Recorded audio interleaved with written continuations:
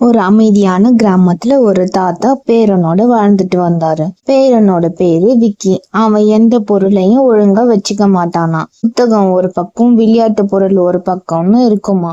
ஒரு நாள் தாத்தா தன்னோட பழைய கடிகாரத்தை எடுத்து விக்கி கிட்ட காமிச்சாராம். விக்கி உடனே, இது ரொம்ப பழசா இருக்கே, ஏன் தாத்தா இன்னும் வச்சிட்டு இருக்கீங்க அப்படின்னு கேட்டானா. அதுக்கு தாத்தா, இது எனக்கு என்னோட அப்பா கொடுத்த நினைவு பரிசுன்னு சொன்னாராம். அன்னைக்கு காலையில தாத்தா தோட்டத்துல வேலை பார்த்துட்டு இருக்கும் போது திடீர்னு அவரோட கடிகாரத்தை காணோம். தாத்தாவும் விக்கியும் எங்க தேடியும் அந்த கடிகாரம் கிடைக்கவே இல்லை. தாத்தா போயிட்டு அமைதியா ஒரு மரத்தடியில உட்கார்ந்துட்டாரு. விக்கி உடனே, ஏன் தாத்தா தேடலையா அப்படின்னு கேட்டான். அதுக்கு தாத்தா, கொஞ்ச நேரம் அமைதியா உட்காரு, கடிகாரத்தோட டிக் டிக்னு சத்தம் கேட்கும், அதை வச்சு நம்ம கண்டுபிடிச்சிடலான்னு சொன்னாராம். விக்கியும் தாத்தாவோட மரத்தடி நிழல்ல உட்கார்ந்துட்டு கடிகாரத்தோட சத்தம் கேக்குதான்னு பார்த்துட்டே இருந்தானா. அந்த சத்தத்தை கேட்டு அவன் பின்னாடியே போயிட்டு இலைக்குள்ள இருந்த கடிகாரத்தை அவன் கண்டுபிடிச்சிட்டான். தாத்தாவுக்கு ரொம்ப சந்தோஷமாயிடுச்சு. இதுல இருந்து என்ன தெரியுது?